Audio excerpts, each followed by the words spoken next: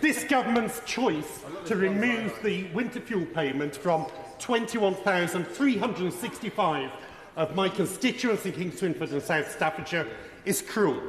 The payments have been a lifeline for so many pensioners, helping them to stay warm during the harsh winter months.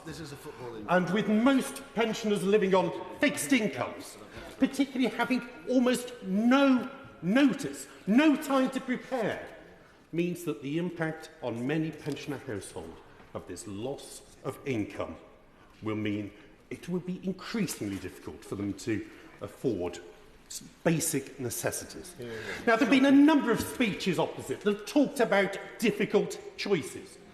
But the reality is that this government has run away from difficult choices. It's ducked the difficult choices. The difficult choice would have been, during the election campaign, to have been upfront with voters, to have explained why they felt that this was necessary, appropriate, and, as some have said, morally right, and trusted voters to decide whether to give them that mandate.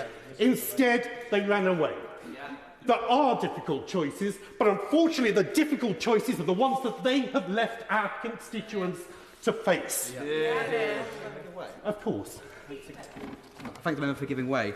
Would he agree with me that this sets a dangerous precedent? Free bus passes, prescription charges, indeed access to healthcare itself, are all now at risk because of the logic being put forward by the party opposite in terms of pensioners being able to afford to pay for these things. My honourable friend is clearly correct, and there will be many people, but particularly pensioners, who will be worried as to what this Chancellor of the Exchequer has next, what she is going to take away from them next.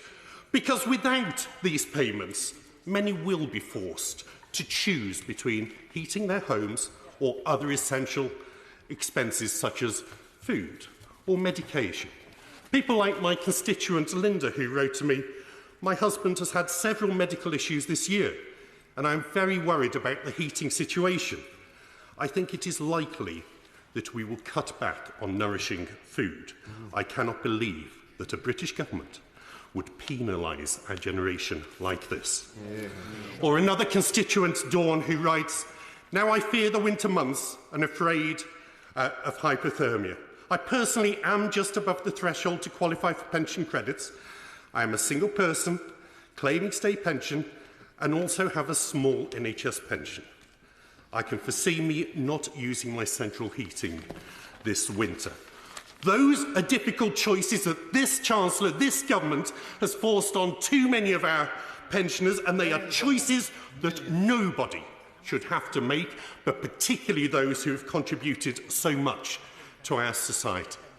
Now, of course I'll give way.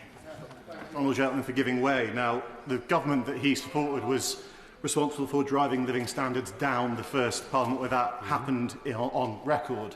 Does he not agree with me that it's traditionally bad form for the arsonist to start criticising the fire brigade? Well, I mean, I think the honourable gentleman has a huge amount of cheek when he looks at, firstly, the inheritance of that previous Conservative government that had to actually, as the candidate for the Business and Trade Select Committee wrote, there was no money left.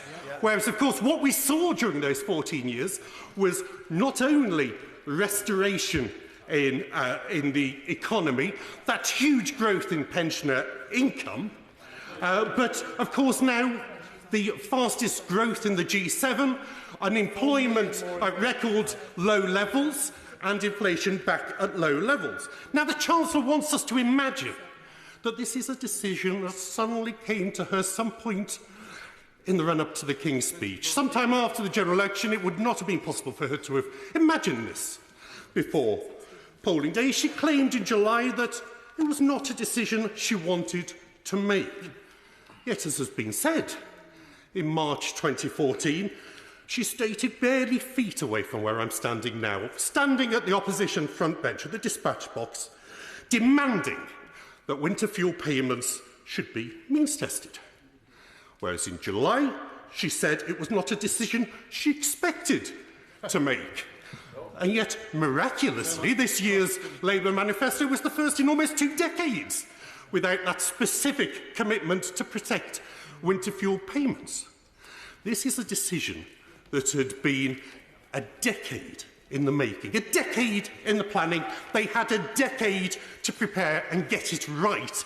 And yet we are seeing how poorly thought through that we can't have a Social Security Advisory Committee report, that we can't have the impact assessment, that they imagine you can take this money away from pensioners with no impact on our NHS or on charities. It is wrong. It needs to be reversed. Yeah. John Slinger. Thank you, Madam